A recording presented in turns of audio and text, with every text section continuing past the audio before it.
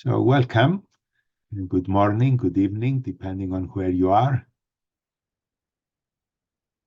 My name is Andreas Muskos, for those of you who may not know me. And I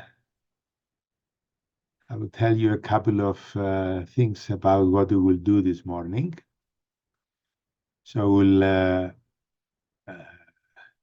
take a few minutes to meditate and settle, become more present here in our bodies and in our chairs. Then I will talk about our subject matter of the day, finding thriving times of uncertainty, or something like that. I think it was a little more complicated of a title, something about the hidden gift of uncertainty.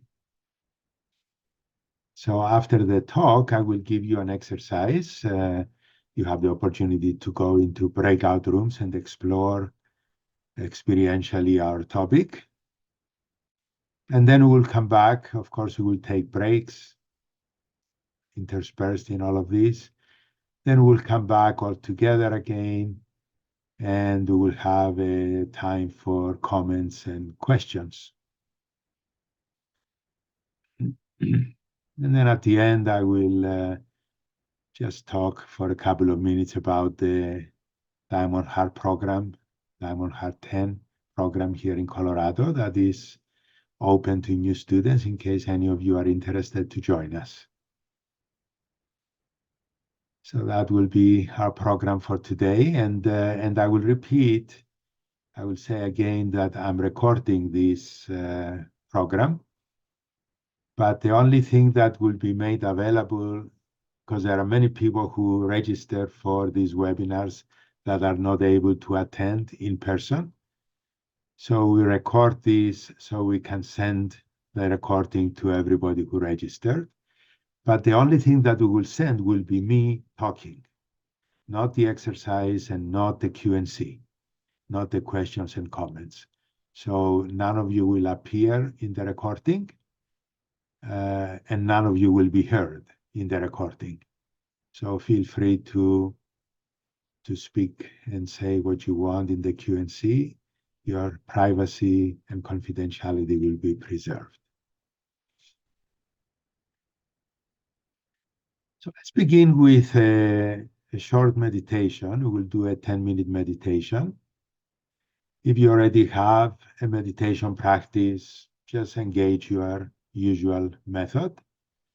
If you don't, you can just basically close your eyes and sit with your back relatively straight, but not tense, relaxed, but straight. That helps to remain alert and focused. And just sense your pelvis in your chair and find your feet on the ground.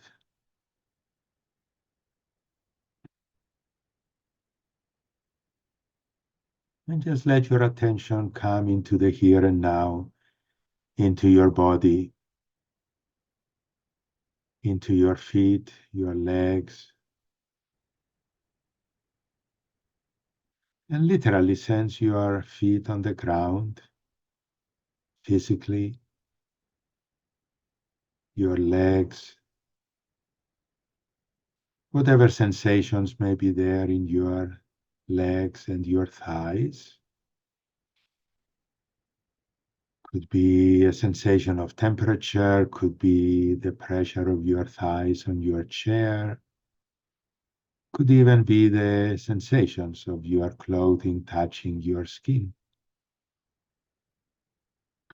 Could be some pain or discomfort, or just simply the sensation of your legs relaxing as you bring more attention to them.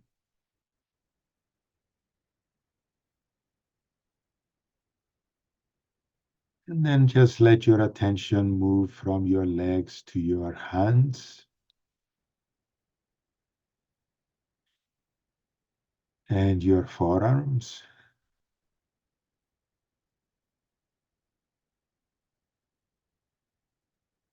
and your upper arms.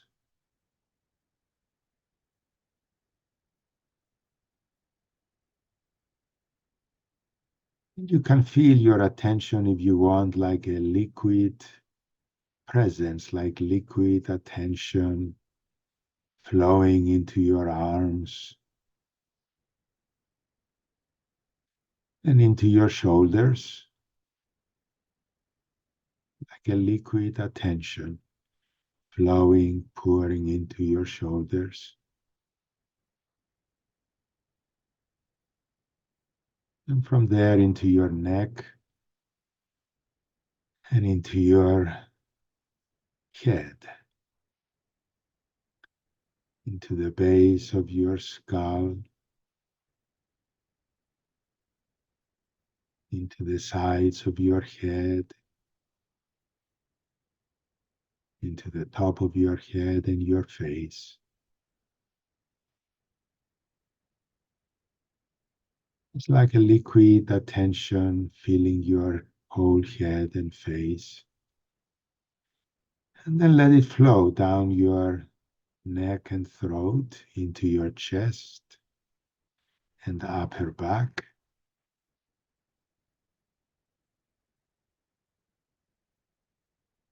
into your middle, lower chest, into your stomach area, middle back,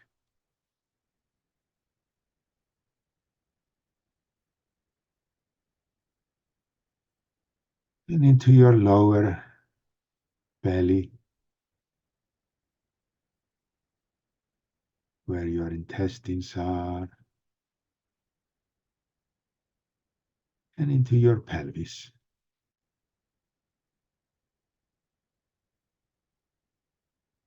And let this liquid attention gather more and more into your pelvic area, into your lower belly.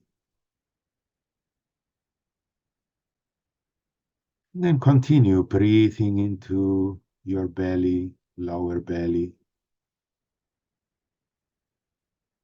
and just paying attention to the movement of your breath in your lower belly.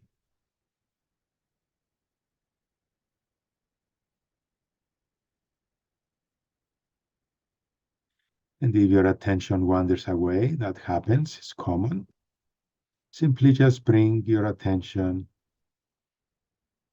back to your belly and your breath in your belly. And we'll sit for a few more minutes, and then I will ring the bell to end the meditation.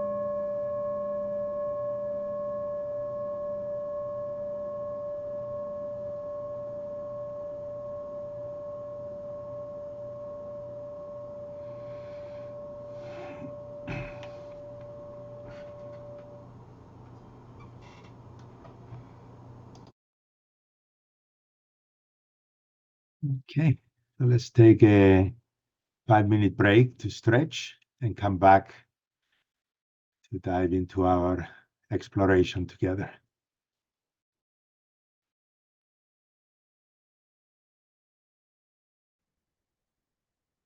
Okay,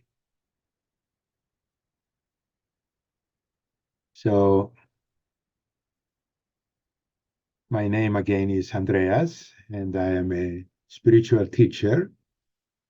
And specifically, I teach the diamond approach or the diamond path, as we call it sometimes.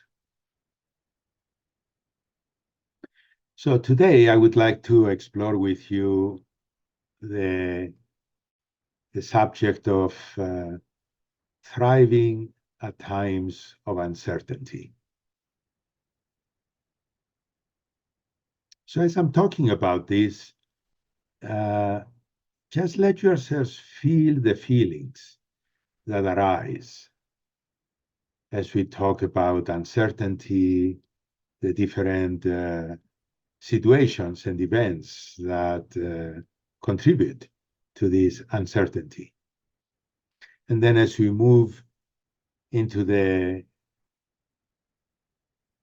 resolution that the Diamond Path proposes to this uncertainty, just notice the shift in the feeling state that you are experiencing. So let this be an experiential thing. Listen not only with your head, but also with your heart and with your body, with your belly.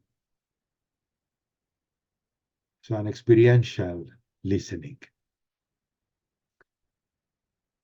or as some people like to say it, listen with your third ear. You know, we have a third eye, we have a third ear also.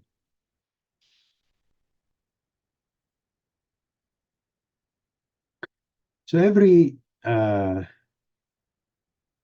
era, every century has its challenges, and the degree of uncertainty is always present in human life. Uncertainty is nothing new. However, the challenges that we face today are multiple and severe. So the uncertainty that we are confronted these days, I think, is more deep and more fundamental than at other times, perhaps. The biggest challenge, perhaps, is the climate change. And maybe a close second is the challenge of pollution and environmental degradation. Our ecosystem is deteriorating. Multiple species are becoming extinct. Then, of course, we have wars and violence that have spread across, the different continents. Economic inequality is widespread. There is always in the background, new pandemics are lurking around the corner, we are told. There is social unrest, racism, crime, political upheavals, and polarization add to our challenges. Then there are, of course, geopolitical changes that are in progress. They are in process and progressing, big geopolitical shifts. And of course, each one of us individually is confronted with individual situations, such as illness, relationship problems, financial issues, perhaps, and so on. So the challenges, we can say there is no shortage of challenges in life.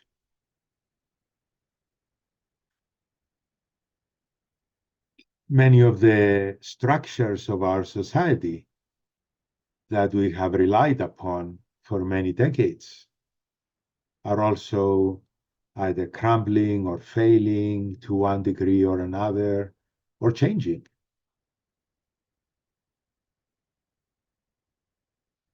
So I think that it would not be an exaggeration to say that uncertainty is one of the main defining characteristics of our times. Some people think is the main characteristic that defines our time. I don't know, but it is certainly one of the main defining characteristics. Now, uncertainty, when we look at uncertainty, uh, uncertainty basically means a sense of unpredictability and instability. Unpredictability and instability that affects various aspects of life, both locally as well as globally, individually as well as collectively. Now we can narrow down the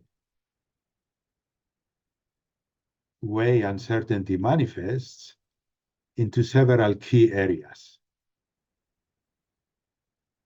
And I'm not speaking these areas in terms of in sequence of importance, just enumerating them. So there is economic uncertainty, both individually, of course, and globally. Fluctuations in global markets, unpredictable economic policies, unforeseen financial crisis. All of these contribute together to economic uncertainty, a general sense of economic uncertainty. Then, of course, there is a second area is political uncertainty, increasing political polarization, as I said before, unexpected election outcomes that are happening in many countries these days.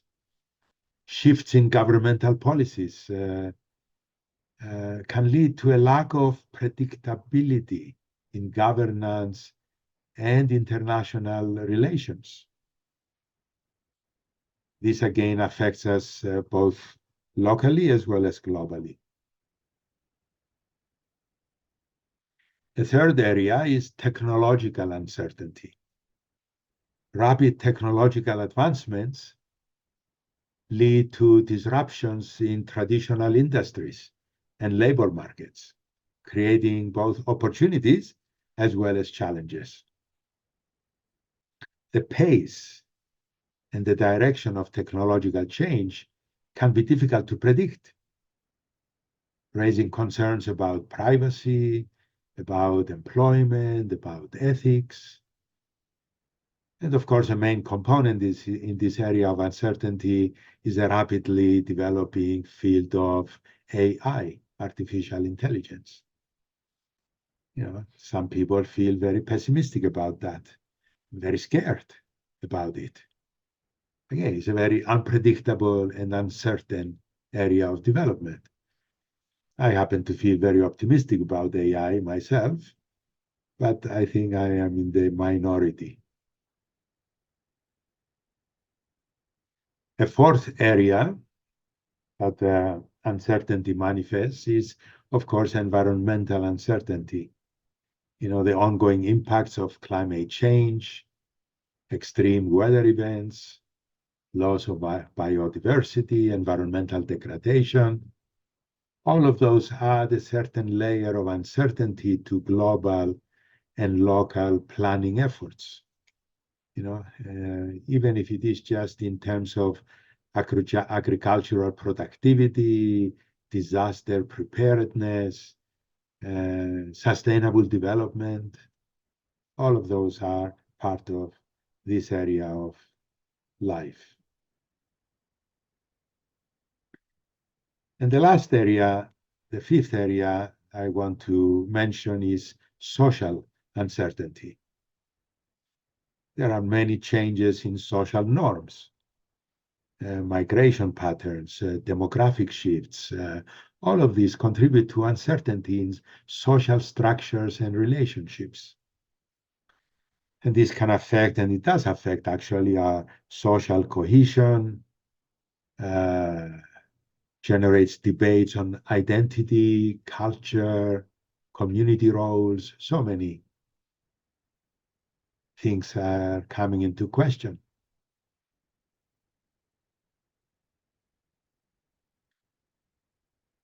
In essence, we can say that uncertainty in contemporary times is a multi-dimensional phenomenon impacting decisions, lifestyles across the globe, and leading to a collective sense of instability and the need for adaptable and resilient approaches to managing future risks.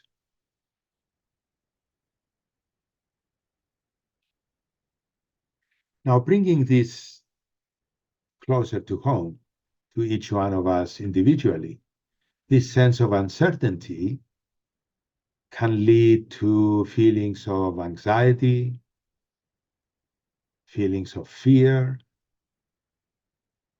confusion, anger,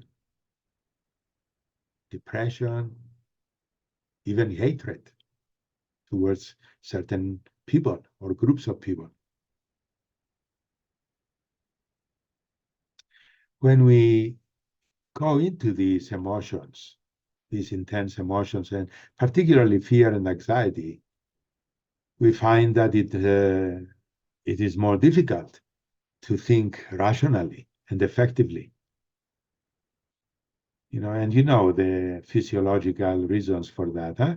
When we go into fear and anxiety, our prefrontal lobe cortex shuts down, and we move into instinctual reactivity. That can include hatred, anger, and other destructive emotions. And when these emotions manifest externally in our society, they actually add to the sense of uncertainty and unpredictability. In some countries, of course, that manifests in, daily violence in our malls and our schools and mass shootings, all kinds of things like that. So even our safety comes into question, becomes uncertain. Now, one of the most maladaptive responses to the situation, to uncertainty, is to regress to more primitive structures. We all have our personality structure, and the earlier structures that were laid down during the early times, like in the first year or two or three of our life, those are more primitive structures of our personality. And we can regress to these more primitive structures. In other words, we regress to more habitual patterns of our childhood that are not well suited for our current situation. I'll give you an example of that. Uh, there's the interesting phenomenon that happened during the COVID isolation years, during the COVID pandemic. You probably remember, I don't know if this happened in other countries, but in the United States, uh, one of the main items that people kept stockpiling was toilet paper. Yeah? You remember that? I don't know if it happened in Europe too. It did. It was very interesting. And I remember this was puzzling to me for quite some time. I was very curious. It's like, why toilet paper? What is with that? You know? So I remember one day I was meditating and this question had been on my mind. And suddenly I just had this epiphany. I thought, maybe toilet paper unconsciously it symbolizes the time when we were very little and we were in diapers, you know, and we were taken care of during that time. We were babies. Mommy, daddy took care of us. they wiped our butt, and they cleaned us, and of course they fed us and everything. And maybe I thought maybe toilet paper is something like that, something stable, something, or from that reminds us of that time when we were little and taken care of. So maybe this stockpiling toilet paper created a false sense of security and support and certainty for many of us. I don't know, but it is one explanation. I don't know, you know. But but that's what I mean. It's like, regressing to earlier structures, to primitive structures. Another response that again is related to primitive structures is to resort to fundamentalism. Fundamentalist ideologies usually offer simple explanations that give to many people a sense that there is an understanding, there is a certainty about what's going on. Maybe there is a cosmic power, God, in charge, that will either take care of us or bring a cataclysmic doomsday, end of times. Yeah? And you can see that these very extreme beliefs, uh, and expectations are part of, fundamentalist ideologies and beliefs. From this perspective, conspiracy theories can come into play. You know, of course, these days, conspiracy theory, the term conspiracy theory, it's overused. If you want to discredit somebody saying something, say that was conspiracy theory. And that's supposed to discredit the person. You know, but there are conspiracy theories that I think we can go into that create a certain kind of a certainty in us that we know what's going on. And if you really look at that, one of the main characteristics that make us susceptible to conspiracy theories and fundamentalism is actually the need for certainty and control. Very interesting. So, times of deep uncertainty, like our times, can be a fertile breeding ground for fundamentalist ideologies and conspiracy theorists. Now, a more healthy response to the uncertainties of our time, and just pay attention to your feelings, what's happening as we are talking about these things. Yeah? Just keep in touch with your feelings. Yeah? And notice what happens as I start talking about a more healthy response to the uncertainties that we are confronted with.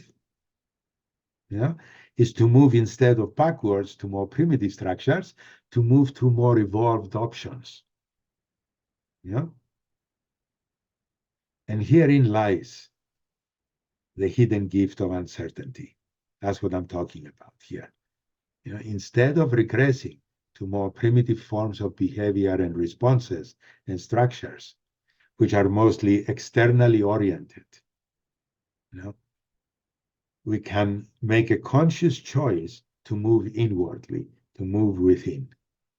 Instead of trying to compensate for uncertainties, we can learn to inquire into and understand the deep-seated feelings of uncertainty, of fear, of anxiety. And this is where the diamond path becomes more relevant. The diamond path, of course, is a spiritual teaching. And our main practice is inquiry. So in our path, we inquire into our experience and go deeper and deeper into understanding the underlying motivations, the underlying patterns of our experience, what affects our experience. So if we look at our anxiety, our fear, our feelings of uncertainty, of insecurity, we can understand our experience and our behavior in a deeper way. As we follow the inquiry experientially, we can find that it leads us closer and closer to what we really are at our core as spiritual beings.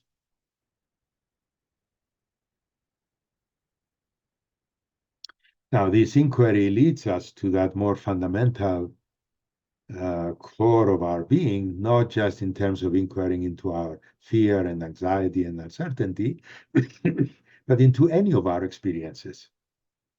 But here today we are talking about uncertainty. So depending on what we are inquiring into, it will lead to a particular experience.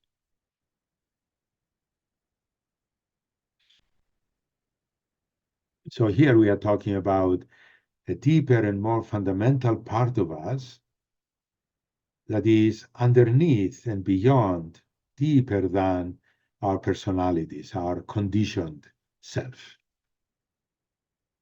And we call that our true nature, or what we really are, our true self, our real self, at a fundamental level.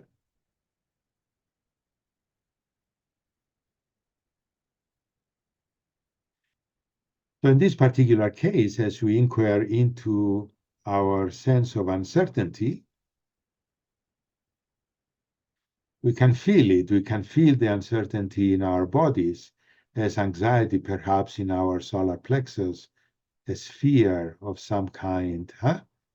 Or you can feel it as a weakness in your pelvic area or your legs. You know, it can feel like an instability, maybe wobbly legs or something like that. You know, as we stay with that experience, as we inquire into that and stay with it, we may see the earlier experiences of our childhood that are related to this. But as we move through those, we can begin to experience, it can lead us to experience the fundamental ground, the ground of being, which is a foundational element for us, you know, both experientially as well as ontologically, which means we experience a fundamental ground, a sense of presence, a sense of ground that is there and is holding us. Yeah? So this ground can be more solid than external structures. This ground, we can experience it as something more deep and more stable, more permanent and reliable.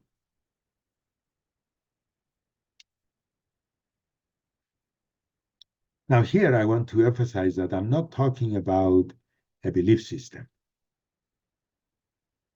This fundamental ground, this presence that I'm talking about, can be experienced. It is real and substantial. It is palpable. It is a presence that has density, that has color, that has texture, you know, like it can be smooth or, you know, thick and dense. It can even sometimes you can taste it. It can have a flavor. So this fundamental ground of reality that I'm talking about here, that can be experienced, that can be revealed through our inquiry, can manifest in many different ways. It can manifest as a field of solidity, that the primary manifestation of it is a solidity that provides an unshakable sense of support. At other times, it can manifest as a field of love, that we feel we live in a field of love, we are loved, we are lovable, or even that we are made of love. That love is our fundamental nature. At other times, and this specifically can manifest in response to this uncertainty, it can manifest as a field of living, liquid light. If you can imagine liquefied light, yeah, it may not make sense to some of you, But if you think of light, like liquid light that is alive, warm, sweet, soft, gentle, smooth, loving kind of light.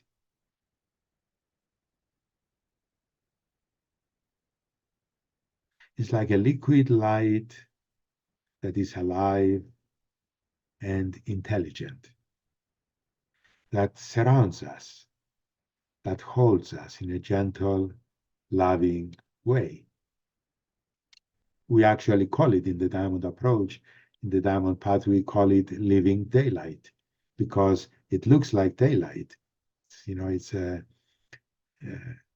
like a liquid light, somewhat golden, bright and sweet, warm, gentle, and loving that provides a sense of holding.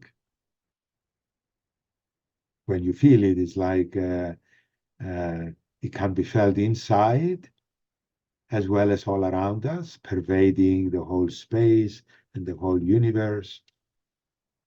And it feels like, if you remember, or you can just imagine a baby in the arms of his or her mother being nursed.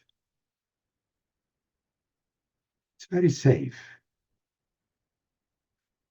And there is a lot of holding there, a lot of love, a lot of nourishment. So there is actually a manifestation of our true nature, that is the nature of reality, that can manifest, that manifests as this field of living light. And it can help us feel a deep, fundamental trust, a basic trust in the goodness of reality.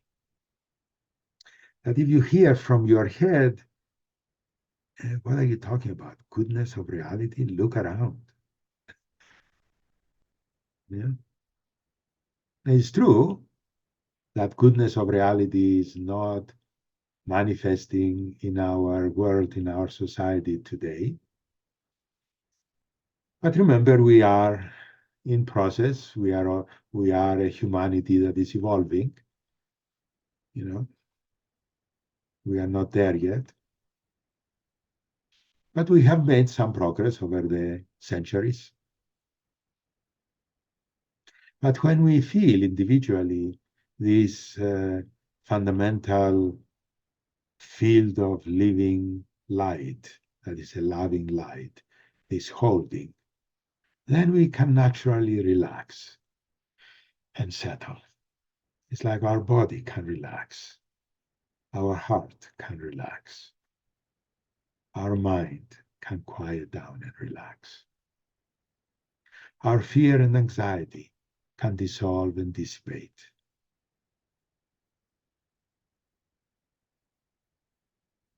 And there is a feeling that I'm not on my own. There is a deeper presence that provides holding and support.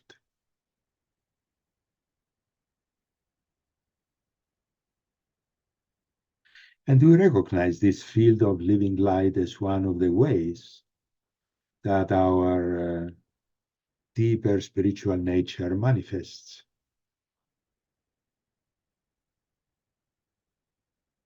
It holds and supports all of us,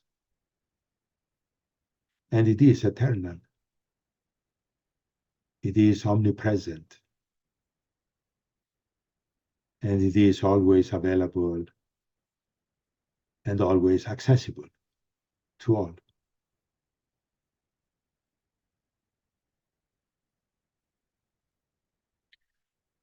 So when we feel this deep sense of holding, this loving support,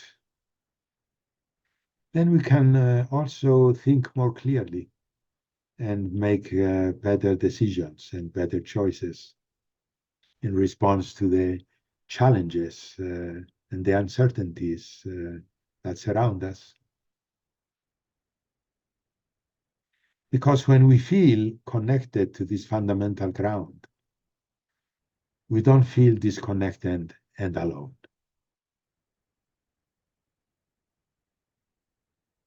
And most of us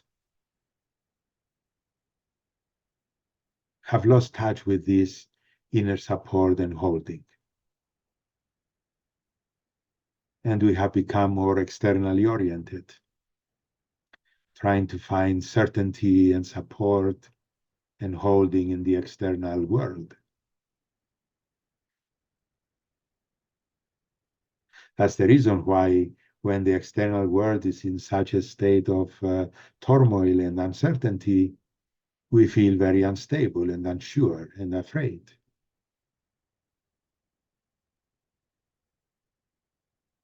External things are all temporary and ephemeral.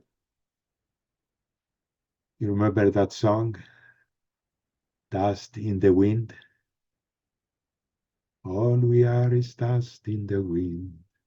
You remember that song? You know, it says, don't hold on. Nothing lasts forever but the endless sky.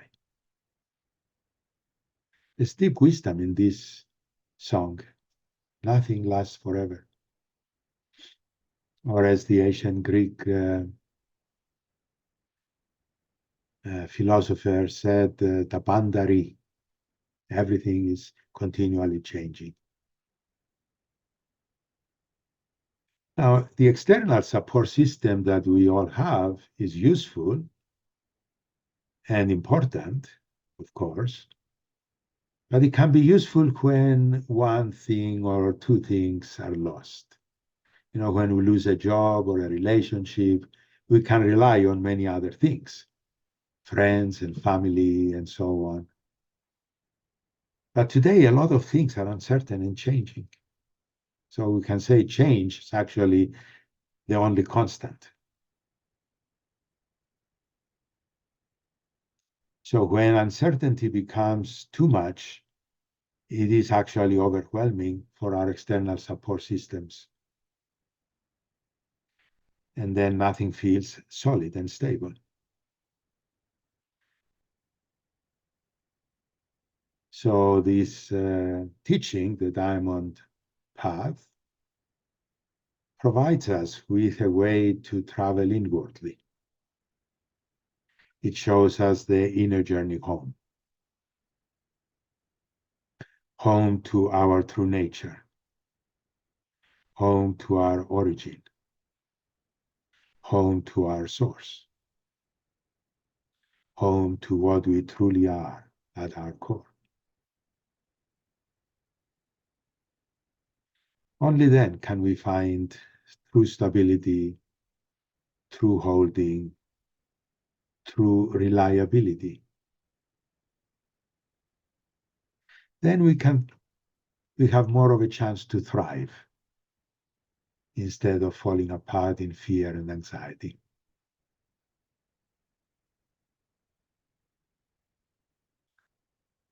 It's like we are at a time of crisis, many people say. And the word crisis, of course, makes us feel fear.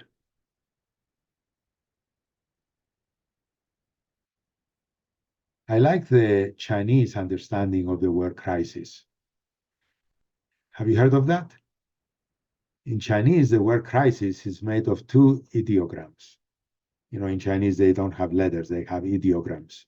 They are symbols. The first ideogram means danger, beware. The second ideogram means opportunity. So very interesting. So a crisis is both a time of danger as well as a time of opportunity.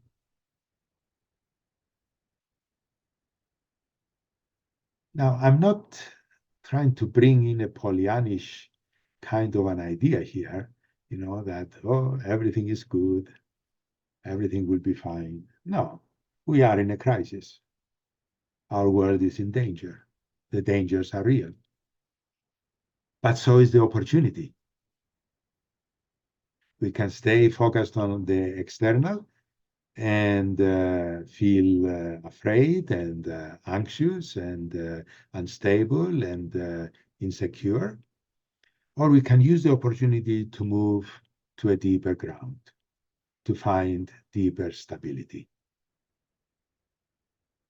to bring forth new potential that we didn't even know we have.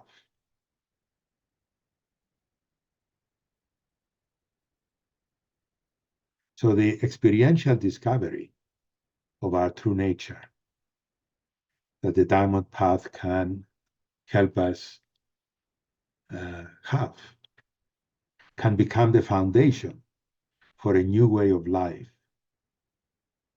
a deeper way of life for each one of us individually, as well as for all of us collectively.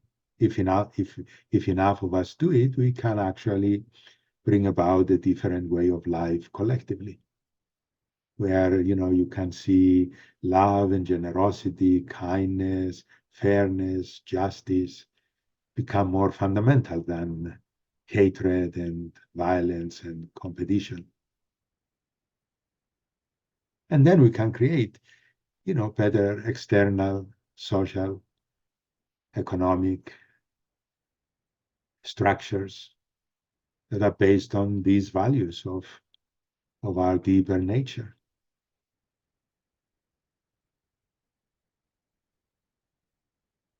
So again, I want to emphasize that this ground that I'm speaking of is not a belief. In fact, I don't want you to believe anything I tell you.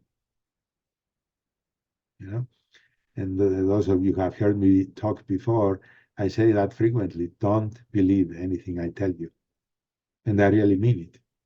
Because if you believe it, then it's just a belief in your mind. But if you actually explore it, then your inquiry can go deeper and find out the experience of this fundamental ground that I'm talking about. So it's not about beliefs, it's about experience and integration. An example that is very obvious, what I'm talking about here is like when we speak of gravity. You know, nobody says, I believe in gravity. Have you ever heard anybody saying, I believe in gravity? Do you believe in gravity? Nobody says that. We all know that there is gravity. If you step off the ledge, you will fall. It's obvious.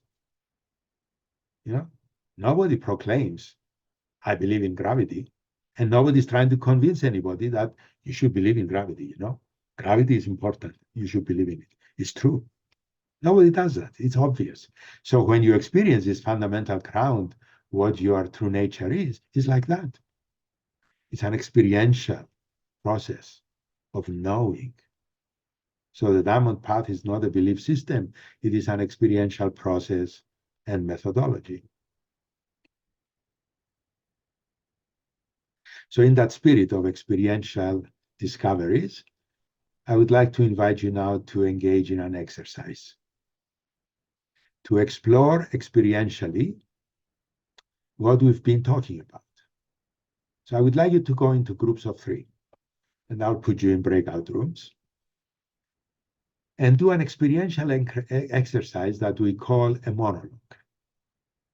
And some of you already know, I have done this before and know how it's done. If you don't know, let me explain.